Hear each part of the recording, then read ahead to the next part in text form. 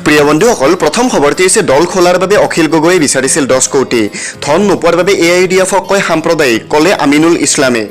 অখিল গগৈৰ বিৰুদ্ধে বিস্ফোৰক অভিযোগ আমিনুল ইছলামৰ আজি অসম বিধানসভাৰ চৌহদত AIUDF-ৰ বিধায়কগৰাকীয়ে আনে এই অভিযোগ আমিনুল ইছলামে কয় যে দল গঠনৰ বাবে অখিল গগৈয়ে 10 কোটি টকা বিচাৰিছিল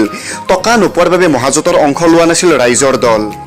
GMCHৰ কেবিনেট থকাৰ সময়ত AIUDF-ৰ প্ৰতিনিধিয়ে সাক্ষাৎ কৰিছিল অখিল গগৈক পেইং কেবিনেট থাকোঁতে বিজেপিৰে বৈঠক হৈছিল অখিলৰ তাৰ পিছত তেওঁ সলনি হৈ গ'ল আৰু AIUDF-ৰ বিৰুদ্ধে সৰব হৈ পৰিছিল অভিযোগ আমিনুল ইছলামৰ প্ৰিয় বন্ধুসকল ইয়াৰ পিছৰ খবৰটি হৈছে আজিৰে পৰা ৰাজ্যত নতুন SOP বিয়লি 5 বজালৈ খোলা থাকিব বজাৰ ব্যৱসায়িক প্ৰতিষ্ঠান কাৰ্যালয়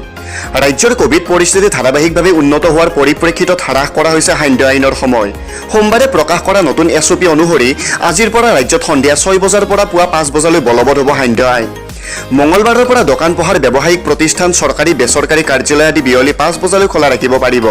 অৱশ্যে কোভিড পৰিস্থিতিৰ সামান্য উন্নতি ঘটিলেও মুকলি কৰা নহ'ব আন্তঃজিলা যাতায়াত পৰৱৰ্তী নিৰ্দেশ নিদিয়া পৰ্যন্ত বন্ধ থাকিব আন্তঃজিলা যাতায়াত ৰাজ্যত কোভিড আক্ৰান্তৰ সংখ্যা লক্ষণীয়ভাৱে হ্ৰাস পালেহে আন্তঃজিলা যাতায়াত পুনৰ মুকলি কৰাৰ সন্দৰ্ভত বিবেচনা কৰা হ'ব বুলি SOPত উল্লেখ কৰা হৈছে বিবাহ অনুষ্ঠান আৰু শেষকৃত্যত সৰ্বাধিক 10 জন ব্যক্তি উপস্থিত থাকিবলৈহে অনুমতি প্ৰদান কৰা হৈছে প্ৰিয় বন্ধুসকল ইয়াৰ পিছৰ খবৰটি হৈছে উত্তৰ পূবৰ ৰাজ্যৰ কাৰণে বিপদ ঘণ্টা গলিছে হিমালয়ৰ হিমবাহ খহিছে তুষাৰ আৱৰণ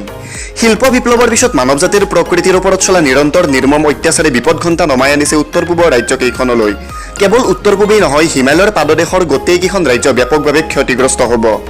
গৱেষণা পত্ৰত উল্লেখ কৰা মতে সুদীৰ্ঘ 2000 বছৰৰ ভিতৰত পৰ্বতমালাৰ শিখৰত এনে উষ্ণতা বৃদ্ধি আৰু তুষাৰ গলাৰ ঘটনা পৰিলক্ষিত হৈছে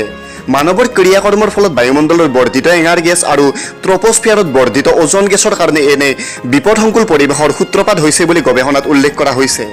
ইয়াৰ কাৰণে হিমালয়ৰ পাদদেশৰ ৰাজ্যকেইখনে জলচক্ৰ আৰু বৃষ্টিপাতৰ পৰিৱৰ্তন বানপানী আৰু খৰাং আদিৰ সন্মুখীন হোৱাৰ আশংকা প্ৰকাশ কৰা হৈছে গৱেষণা পত্ৰত অতি সম্প্ৰতি পাহাৰীয়া অঞ্চলত দেখা দিয়া প্ৰবল বৃষ্টিপাত আৰু ভূস্খলন এই তুষাৰাৱৰণৰ পতনৰ ফলতে হৈছে বুলিও কোৱা হৈছে গৱেষণা পত্ৰত প্ৰিয় বন্ধুসকল ইয়াৰ পিছৰ খবৰটি হৈছে হাজোত নাৰকীয় কাণ্ড পৰকীয়া প্ৰেমিকাৰ বাবে পত্নীৰ হাত কাটিলে স্বামীয়ে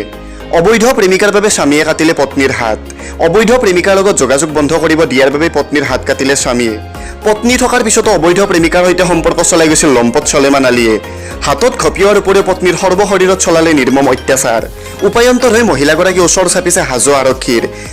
আৰক্ষী থানাত স্বামীৰ বিৰুদ্ধে ৰুজু কৰিছে গোচৰ এতিয়া নিৰাপত্তাহীনতাত ভুগিছে মহিলাগৰাকী প্ৰিয় বন্ধুসকল শেষৰ খবৰটি হৈছে বিদায় ল'ব কৰোনাই বিগত 147 দিনৰ ভিতৰত 24 ঘণ্টাত ভাৰতত আটাইতকৈ কম লোক আক্ৰান্ত কৰোনাত বিগত 24 ঘণ্টাত 28204 গৰাকী লোক আক্ৰান্ত কৰোনাত আৰোগ্য হাৰ 97.45লৈ বৃদ্ধি পাইছে